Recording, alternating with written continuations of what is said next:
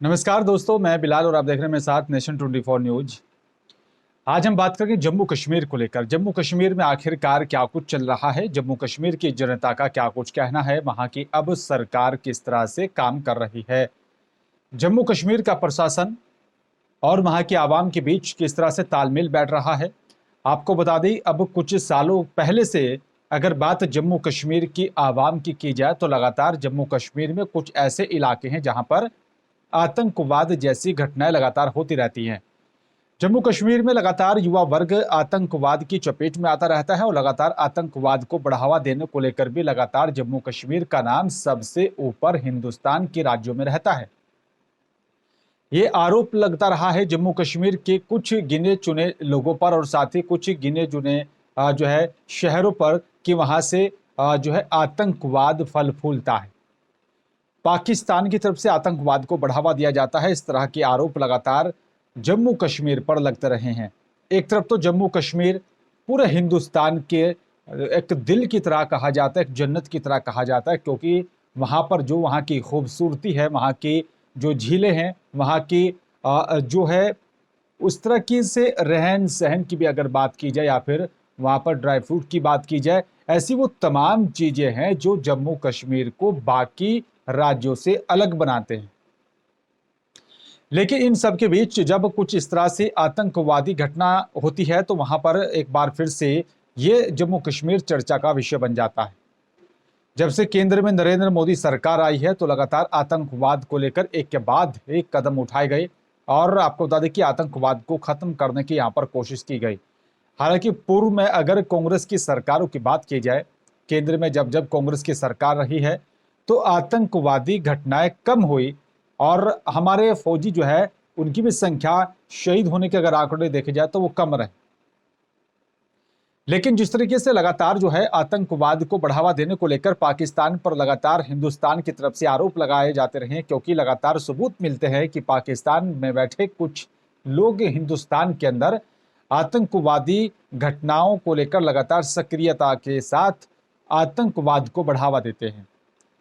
फिर उन्हीं को आगे बढ़ाने के लेकर जो लगातार जो है जम्मू कश्मीर के युवा वर्ग उसमें शामिल हो जाते हैं। लगातार जो है हमारे सुरक्षा बल आतंकवादियों से लुभा लेते हैं और साथ ही आतंकवादियों को ढेर करने का काम करते हैं। एक के बाद एक लगातार जो है मुठभेड़ आतंकवादियों के साथ हमारे सुरक्षा बलों की होती हैं और लगातार हमारे सुरक्षा बलों को कामयाबी मिलती है। पुलवामा जैसी घटना हो या फिर हिंदुस्तान की तरफ से पाकिस्तान पर एयर स्ट्राइक जैसा मामला, ये सब तब होता है जब हिंदुस्तान की जो है सरजमी से चलकर हमारी आर्मी, हमारे जवान पाकिस्तान की सरजमी पर पहुंचकर आतंकवादियों का खात्मा करते हैं। लेकिन जब जो है जम्मू कश्मीर की बात तब होती है तो ये और तमाम सवाल निकलकर सामने आ जाते हैं, क्योंकि वहां की पूर्व की सरकारें कुछ इस तरह की बयानबाजी करती हैं जिसका अनुमान और जिसके मायने ये निकलते हैं कि जो आतंकवाद वहां पर फल फूल रहा है उसको बढ़ावा वहां की पूर्व की राज्य सरकारें भी देती रही हैं। लेकिन जब रोजगार की बात आती है तो जो है रोजगार को लेकर सवाल खड़े होते हैं और सवाल ये खड़े हो जाते हैं कि अगर आतंकवाद को खत्म किया जाए और जब आतंकवाद को जड़ से खत्म कर दिया जाएगा तो युवा वर्ग को रोजगार को लेकर क्या कुछ कदम वहां पर उठाए जाएंगे, किस तरह से वहां पर जो है शिक्षा व्यवस्था को लेकर और बेहतर कदम उठाए जा सकते हैं। और दूसरी तरफ अगर वहां पर कुछ जो है खेती की बात की जाए, केसर की खेती जम्मू कश्मीर में होती है, बादाम के वहां पर बागान है, काजू के वहां पर बागान है और किशमिश जैसे वहां पर ड्राई फ्रूट की जो है तैयार की जाती है। तमाम तरह के ड्राई फ्रूट वहां पर तैयार होते हैं और उसके बाद उनका आदान प्रदान दूसरे राज्यों में होता है, उनको बाजार में दूसरे राज्यों में जाकर बेचा जाता है, जिससे एक मोटी रकम जो है जम्मू कश्मीर के जो है व्यापारी वो इकट्ठा करते हैं। वहां के किसानों को उसका सीधा फायदा होता है। लेकिन जब सवाल ये आतंकवाद से जोड़कर देखा जाता है तो कई सवाल और जो है जहन में आ जाते हैं। जम्मू कश्मीर में अगर पर्यटन की दृष्टि से देखा जाए तो जम्मू कश्मीर में पर्यटन की दृष्टि से भी अपार संभावनाएं हैं और जो लगातार पर्यटन के क्षेत्र में लगातार बढ़ती जाती है, क्योंकि जम्मू कश्मीर के अंदर इस तरह की खूबसूरती है जिसको देखने और निहारने के लिए देश विदेश से भी यहाँ पर पर्यटक पहुँचते हैं और देश के अलग अलग राज्यों से, अलग अलग शहरों से लोग जम्मू कश्मीर का रुख करते हैं। और आपको बता दें कि माता वैष्णो देवी की बात हो या फिर और तमाम मंदिरों की बात की जाए तो जम्मू कश्मीर में पहुंचकर लोग यहाँ पर जो है दर्शन करते हैं और अपनी मनोकामना पूरी करने को लेकर प्रार्थना करते हैं।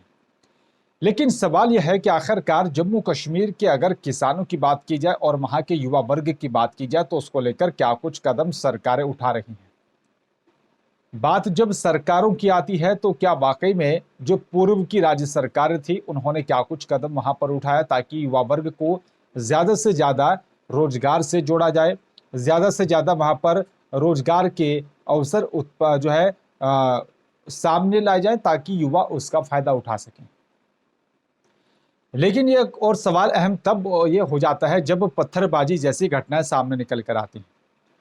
आरोप ये लगाया जाता है कि पत्थरबाजी जैसी यहाँ पर घटनाएं होती हैं उसमें युवा वर्ग शामिल होते हैं और उसको पैसा देकर इन घटनाओं में शामिल किया जाता है। क्या ये बेरोजगारी से जोड़कर देखा जाए या फिर आतंकवाद जो फल फूल रहा है उससे जोड़कर देखा जाए, वजह कुछ भी हो, कहीं ना कहीं सरकारें अगर वो ठोस कदम उठाए तो इन सभी तमाम इस तरह की घटनाओं को रोका जा सकता है, जड़ से खत्म किया जा सकता है। लेकिन दूसरी तरफ अगर बात यहाँ पर जो है सरकारों की और सरकार की नुमाइंदों की, प्रशासनिक अधिकारियों की जाए तो जो सरकार की योजनाएं हैं उसको धरातल पर कैसे उतारा जा रहा है, अगर इस पर भी विस्तार से बातचीत यहाँ पर की जाए तो ये तमाम सवाल और भी सामने निकल कर आते कि आखिरकार युवा वर्ग को कैसे अपने भरोसे में लिया जाए, युवा वर्ग को रोजगार से कैसे जोड़ा जाए, युवा जो बेरोजगार हैं उनके लिए रोजगार के अवसर जो है किस तरह से अवसर उन लोगों के लिए सामने लाएं, छोटे उद्योग को बढ़ावा कैसे दिया जाए। अगर कोई युवा वर्ग अपना यहाँ पर कोई स्टार्टअप शुरू करना चाहता है तो उसको लेकर सरकार की तरफ से क्या कुछ रियायत दी जा रही है। कई बार सरकार की तरफ से योजनाएं तो बना दी जाती हैं लेकिन प्रशासनिक अधिकारियों की लापरवाही के चलते उन योजनाओं का फायदा आवाम को नहीं मिल पाता है और उसका खामियाजा जो है जनता और फिर सरकार को भुगतना पड़ता है। लेकिन तब तक हमारे अधिकारी और साथ ही जो कर्मचारी हैं अगर वो ईमानदारी से काम करेंगे तो सरकार की जितनी भी योजनाएं जनहित के लिए होती हैं उन सभी को धरातल पर उतारा जा सकता है। और तमाम सवाल ये होते हैं कि आखिरकार युवा वर्ग को कैसे रोजगार से जोड़ा जाए। अगर बात वहां की पर्यटन की दृष्टि से की जाए तो वहां पर पर्यटन की भी अपार संभावनाएं हैं। अगर बात वहां पर जो है उस जन्नत की जाए तो फिल्मों की शूटिंग करने को लेकर भी मुंबई नगरी से चलकर यहाँ पर जो है फिल्म डायरेक्टर निर्देशक पहुंचते हैं और फिल्मों की भी बड़ी तादाद में यहाँ पर शूटिंग की जाती है क्योंकि लोकेशन अच्छी है और उसका सीधा फायदा वहाँ के जो है राजस्व विभाग को होता है। पर्यटन के हिसाब से अगर बात जब बर्फबारी होती है तब की जाए तो बड़ी तादाद में दूसरे राज्यों से, दूसरे प्रांतों से, विदेशों से यहाँ पर पर्यटक काफी संख्या में पहुंचते हैं और बर्फबारी का लुत्फ उठाते हैं। बात अगर कारगिल जैसे इलाकों की जाए या फिर बात यहाँ पर और ऊंचे इलाकों की बात की जाए या फिर जहाँ पर बर्फबारी हो रही है वहाँ के इलाकों की जाए या फिर डल झील जैसे इलाकों की बात की जाए तो काफी तादाद में यहाँ पर रोजगार लोगों के सामने निकल कर आते हैं। पर्यटन की दृष्टि से अगर जम्मू कश्मीर को और विकसित किया जाए तो यहाँ पर जो है पर्यटन के क्षेत्र में भी विकास के और बड़े अवसर उत्पन्न हो सकते हैं युवा वर्ग के लिए। वहाँ का युवा वर्ग और वहाँ की जो जनता है, वहाँ की जो आवाम है, अगर उनको रोजगार दिया जाएगा तो कहीं ना कहीं जो दूसरे प्रांतों का रुख करते हैं वहाँ के युवा, उनको रोका जा सकता है। शिक्षा के क्षेत्र में अगर बात की जाए तो जम्मू कश्मीर के युवा वर्ग को लेकर तो उसमें इलाके में यहाँ पर जो है शिक्षा के क्षेत्र में भी सरकार को ठोस कदम उठाने की आवश्यकता है ताकि युवा वर्ग को और भी बेहतर शिक्षा यहाँ पर मुहैया कराई जाए सरकार की तरफ से। और जब बात जम्मू कश्मीर के किसानों की होती है तो जम्मू कश्मीर के किसानों को लेकर जब सवाल ये उठता है कि आखिरकार सरकार जम्मू कश्मीर के किसानों को लेकर क्या योजना चला रही है। जो केंद्र सरकार की तरफ से योजनाएं किसानों या फिर बाकी आवाम के लिए चलाई जा रही हैं उनसे क्या वाकई में फायदा जनता को मिल पा रहा है या नहीं। ऐसे वो तमाम सवाल हैं और इन्हीं सवालों का जवाब हर कोई जानना चाहता है। एक तरफ तो लगातार इंडियन आर्मी बड़ी तादाद में जम्मू कश्मीर सुरक्षा के लिहाज से तैनात की जाती है और दूसरी तरफ आवाम को जो है सुरक्षित रखने के लिए लगातार हमारे आर्मी के जवान अपनी जो है ड्यूटी पर तैनात रहते हैं। सीमा पर तैनात हमारे यहाँ पर जवान रात दिन रहते हैं ताकि देश के अंदर हर युवा वर्ग, हर जनता, हर आवाम, हर माँ बेटी आराम से सुकून से नींद ले सके। लेकिन जम्मू कश्मीर को लेकर न जाने अनगिनत कितनी ऐसी कहानियां हैं, ऐसी बातें हैं, ऐसे सवाल हैं। जब वो सवाल निकलकर सामने आते हैं तो हर एक हिंदुस्तानी के दिल में और तमाम सवाल उत्पन्न हो जाते हैं। सवाल यह है कि आखिरकार जम्मू कश्मीर के अंदर ही आतंकवाद को बढ़ावा क्यों मिलता है। सवाल यह है कि आखिरकार जम्मू कश्मीर के अंदर ही आतंकवाद फल फूल क्यों रहा है। सवाल यह है कि आखिरकार आतंकवाद चाहे वो छोटे स्तर पर हो या फिर बड़े स्तर पर है, तो वहां की पूर्व सरकारों ने उसको खत्म करने को लेकर क्या कदम उठाए। सवाल यह भी निकलकर सामने आता है कि अगर कोई परिवार का सदस्य या फिर कोई भी व्यक्ति अगर किसी इस तरह की घटनाओं में संलिप्त मिलता है, जो आतंकवाद से जुड़ी हुई घटनाएं होती हैं, तो उनके परिवारों को लेकर पूर्व की सरकारों का क्या रुख रहा है। ये ऐसे तमाम सवाल हैं जिसको लेकर हर कोई सोचने पर मजबूर हो जाता है कि आखिरकार वजह क्या है कि ये सब घटनाएं जम्मू कश्मीर में ही होती हैं। विशेषज्ञों की अगर बात की जाए तो उनका यहाँ पर कहना है कि कहीं ना कहीं बेरोजगारी एक बड़ी समस्या है और शिक्षित होना भी एक बड़ी जो है सवाल है और बड़ी बात है। जब तक युवा वर्ग पूरी तरह से शिक्षित नहीं होगा, उसको सही गलत का पता नहीं होगा, तो इस तरह की घटनाएं लगातार सामने आती रहेंगी और अगर बेरोजगारी लगातार बढ़ती रही तो इस तरह की घटनाओं में इजाफा होता रहेगा। लेकिन जो आतंकवाद को इस तरीके से बढ़ा रहे हैं, तो उनके खिलाफ क्यों ना कोई बड़ी से बड़ी और कड़ी से कड़ी कार्रवाई की जाए, क्योंकि भारत माँ के साथ जो खिलवाड़ कर रहा है, चाहे वो किसी भी तबके से क्यों ना आता हो, तो उसके खिलाफ कड़ी से कड़ी कार्रवाई होनी चाहिए। और जम्मू कश्मीर में बैठे उनके आकाओं के खिलाफ कड़ी से कड़ी कार्रवाई करने की आवश्यकता है, ताकि हिंदुस्तान का हर एक नागरिक आराम से रह सके। भारत माँ की जो सेवा में हमारे देश के जवान दिन और रात एक करके लगे रहते हैं, उनको भी सुकून मिल सके। तो ऐसे कदम उठाने होंगे सरकारों को, चाहे वो राज्य की सरकारें हो या फिर केंद्र की सरकार हो। सरकारों को सचेत होना होगा, फिर ईमानदारी से प्रशासनिक अधिकारियों को भी काम करने की आवश्यकता है। अगर इस तरह की कोई घटना सामने आती है, तो चाहे वो किसी भी मजहब से क्यों ना जुड़ा हो, वह व्यक्ति हो, उसके खिलाफ कड़ी से कड़ी कार्रवाई की जानी चाहिए।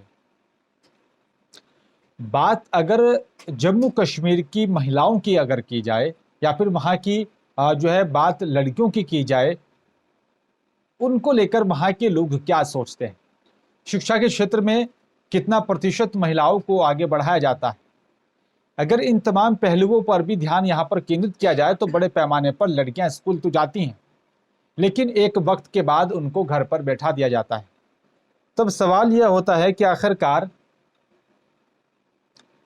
युवा वर्ग एक अच्छी शिक्षा हासिल करने के बाद अच्छे नौकरी कैसे करेगा, कैसे अच्छा मुकाम वो हासिल करेगा। अगर कोई युवा अपना स्टार्टअप शुरू करना चाह रहा है, तो उसको सरकार से क्या फ़ायदा चाहिए, क्या योजना है जो जिसकी सरकार की तरफ से जो चल रही है, उसका फ़ायदा उस युवा वर्ग को नहीं मिल पा रहा है। ऐसे समस्या अगर सामने आती हैं, चाहे वो यहाँ पर लड़कियां हों या फिर वो लड़के हों, तो उनको आगे आना होगा। रोजगार के क्षेत्र से उन्हें आगे बढ़ना होगा, शिक्षा के क्षेत्र में उन्हें और अच्छे मुकाम हासिल करने की आवश्यकता है। और सरकारें भी हमारी यहाँ पर सोचने कि आखिरकार उच्च शिक्षा हासिल करने को लेकर अगर जम्मू कश्मीर से युवा वर्ग निकलकर दिल्ली, बैंगलोर, कर्नाटका जैसे शहरों में पहुँचता है, मुंबई जैसे शहरों में पहुँचता है, अगर वो सुविधाएं वहाँ पर दी जाएं, तो युवा वर्ग को रोका जा सकता है। जम्मू कश्मीर में भी पहाड़ी इलाका होने के साथ साथ कुछ ऐसे वहाँ पर गांव हैं जहाँ पर मूलभूत सुविधाओं की आज भी कमी है। चाहे वो स्वास्थ्य से जुड़ी हुई योजनाएं हों, चाहे वो शिक्षा से जुड़ी हुई सरकारी योजनाएं हों, चाहे वो मूलभूत सुविधाओं से कोई भी योजना जुड़ी हुई क्यों ना हो, तो कुछ ऐसी योजनाएं हैं जो जनता तक नहीं पहुंच पाती है। कुछ योजनाएं ऐसी हैं जिसको पाने के लिए लगातार जनता, पात्र लोग जो हितग्राही हैं, वो दर दर भटकते हैं, लेकिन उनको उन योजनाओं का फायदा नहीं मिल पाता है। सरकार को प्रणाली और भी आसान करनी होगी। एक तरफ हमारी सरकार डिजिटल इंडिया की बात करती है, तो कई मर्तबा डिजिटल इंडिया ही लोगों के लिए परेशानी का सबब बन जाता है। उसको आसानी से और कैसे आसान किया जाए, उसको और कैसे किस तरीके से जनता तक आराम से पहुंचाया जाए, ताकि कोई भी, चाहे वो अनपढ़ व्यक्ति है या फिर वो पढ़ा लिखा व्यक्ति है, आसानी से उन सभी चीजों को समझने में उसे कामयाबी मिले। बात अगर जम्मू कश्मीर के युवा वर्ग को लेकर यहां पर जब हम लोग स्टार्टअप की बात करते हैं या फिर जम्मू कश्मीर के किसानों की बात करते हैं या फिर पर्यटन के क्षेत्र में हम लोग बात करते हैं, तो तब सरकार की और भी कई अहम योजनाएं हमारे सामने आ जाती हैं। अगर किसानों की फसलें बर्फबारी या फिर बारिश के चलते, ओलावृष्टि के चलते या फिर आंधी तूफान के चलते खराब हो जाती हैं, तो जम्मी जो है यहाँ पर जम्मू कश्मीर के किसानों को लेकर सरकार क्या क्या प्रावधान करती है ताकि उन किसानों को यहाँ पर फायदा मिले, ताकि उन किसानों को जिनकी फसलें यहाँ पर खराब हुई हैं उन्हें उचित मुआवजा दिया जाए, ताकि वो अपना जीवन यापन सही तरीके से कर पाएं।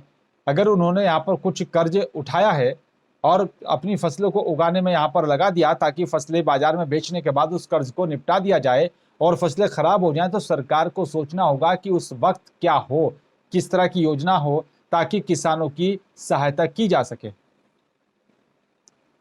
ये तमाम ऐसे सवाल हैं जिनको लेकर लगातार जो है जनता सरकार से पूछती है कि आखिरकार हमारे लिए आप क्या योजना ऐसे चला रहे हैं जिससे हमारा भला हो।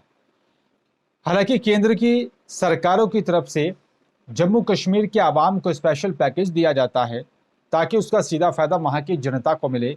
जो युवा वर्ग बेरोजगार है उसको रोजगार देने को लेकर लगातार सरकार कदम उठाती हैं। जो वहां पर शिक्षा को लेकर सवाल खड़े होते हैं, शिक्षा का हाल बेहतर करने को लेकर भी सरकार लगातार काम कर रही है।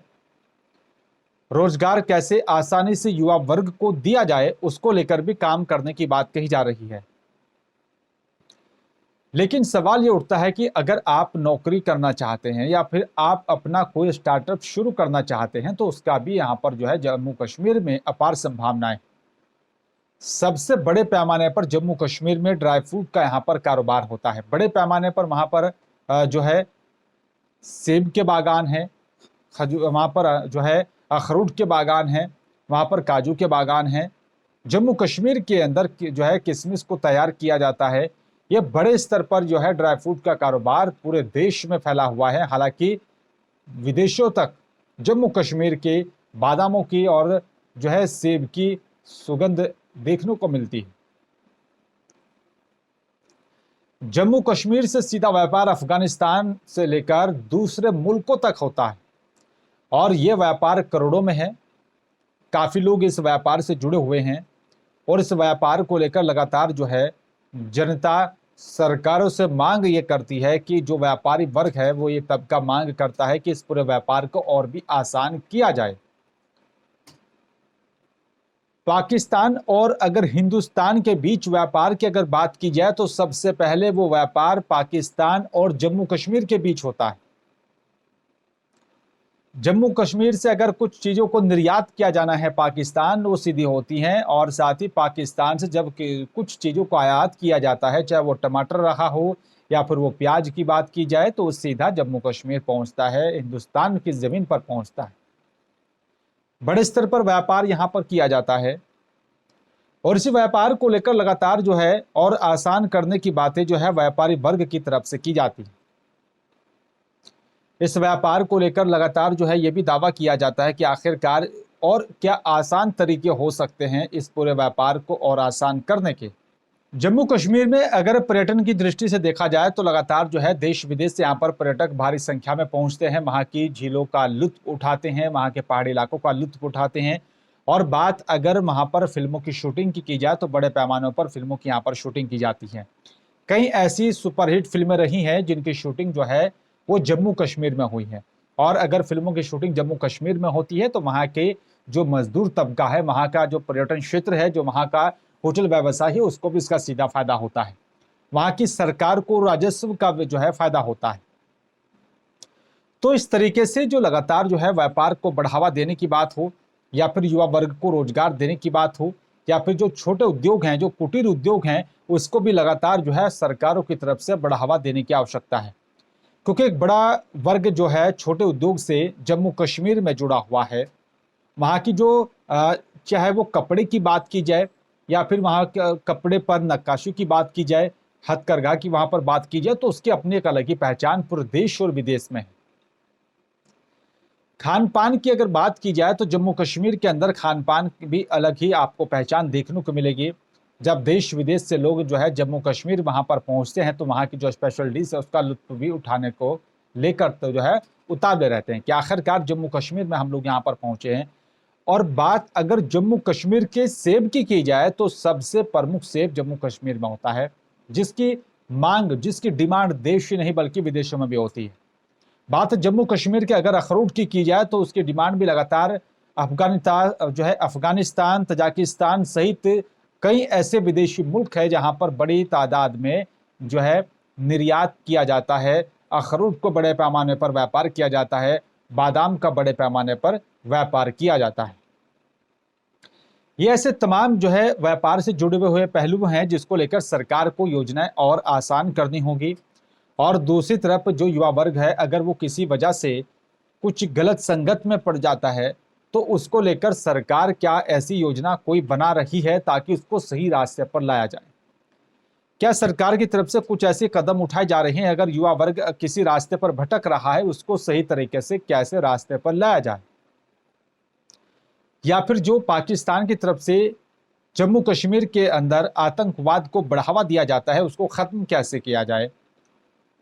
जम्मू कश्मीर एक ऐसा राज्य है जहां पर हर कोई पहुंचना चाहता है, हर कोई जाना चाहता है कि जम्मू कश्मीर जन्नत के नाम से भी जाना जाता है। वहाँ की जो पहाड़ियों की खूबसूरती है, वहाँ पर जो झीलों की जो खूबसूरती है, वो हर कोई जो है उसको देखना चाहता है और हर किसी को अपनी ओर आकर्षित करती है। लेकिन रोजगार और शिक्षा और मूलभूत सुविधाएं जो पहाड़ी इलाकों में लोग रहते हैं, जो पहाड़ी इलाकों में गांव बसे हुए हैं, वहां पर पर्यटन की दृष्टि से तो काफ़ी ख़ास मौके हैं, काफ़ी अच्छी लोकेशन है, लेकिन परिवहन की व्यवस्था वहां पर नहीं है। उस परिवहन की व्यवस्था को लेकर सरकारों की तरफ से क्या कदम उठाए जा रहे हैं, ये भी सोचने वाली बात है। तो परिवहन के हिसाब से सरकारों को आसान जो है तरीका अपनाना होगा और किस तरीके से वहाँ के युवा वर्ग को और व्यापार से जोड़ा जाए, वहाँ के व्यापारियों को कैसे और आसान तरीके से बढ़ावा दिया जाए, सरकारी योजनाओं का फायदा पहुंचाया जाए ताकि और व्यापार बढ़े, ताकि जम्मू कश्मीर और दूसरे प्रांतों के बीच जो है व्यापार बढ़े, विदेशों में व्यापार बढ़े। उसके चलते जम्मू कश्मीर का राजस्व का वहाँ की सरकारों को फायदा होगा।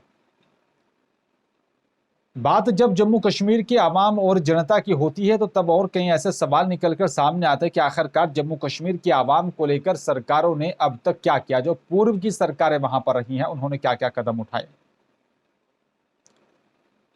जम्मू कश्मीर में अगर जनता की बात की जाए या पूर्व की सरकारों की बात की जाए, वहां पर चाहे यहाँ पर महबूबा मुफ्ती की बात की जाए, उमर अब्दुल्ला की बात की जाए या फिर बाकी और तमाम बड़े नेताओं की बात की जाए, उन्होंने अपने वहाँ की जनता को सही रास्ते पर लाने को लेकर वाकई में क्या कोई कदम उठाया है? क्या वाकई में वहाँ की जनता ने सरकारों के साथ रहकर अच्छा काम किया है? सरकारें वहाँ की आवाम को लेकर क्या सोचती हैं? किस तरीके से कदम उठाया जा रहा है ताकि सरकार और जनता के बीच की जो एक दूरी वहां पर बताई जाती है कि सरकार और जनता के बीच टकराव जैसी स्थिति कई मर्तबा देखी गई, उसको कम कैसे किया जाए? कई मर्तबा इस तरह के हालात जो है जम्मू कश्मीर में बन जाते हैं, जब पत्थर जैसी वहां पर पत्थरबाजी की घटनाएं सामने आती हैं तो हर एक हिंदुस्तानी का दिल ये यहाँ पर जो है खोल उठता है कि आखिरकार हमारे जवानों पर पत्थरबाजी क्यों हो रही है। हर कोई ये सोचने पर मजबूर हो जाता है कि आखिरकार हमारे देश की सुरक्षा में तैनात जो हमारे जवान दिन रात लगे रहते हैं उन पर पत्थरबाजी क्यों की जा रही है? जो पत्थरबाज हैं वो कौन लोग हैं? उन पत्थरबाजों के खिलाफ वहां की सरकारों ने कोई कड़ी कार्रवाई क्यों नहीं की? कौन इन लोगों को अधिकार देता है? इन लोगों को जो ये पत्थरबाज हैं किसकी शह मिलती है? किसकी शह पर ये लोग इस तरह की घटनाओं को अंजाम देते हैं? तो सरकारों को सोच और समझ कर इन लोगों के खिलाफ कड़ी से कड़ी कार्रवाई करने की भी आवश्यकता है। जम्मू कश्मीर जैसे राज्य में अगर इस तरह की घटनाएं लगातार घटित हो रही हैं तो कहीं ना कहीं वहां पर जो है और कड़े कदम और कड़े नियम लागू करने की सरकारों को आवश्यकता है। इस तरह की घटनाओं को रोका जाना चाहिए, इस तरह की घटनाओं को लेकर और सतर्क होना चाहिए।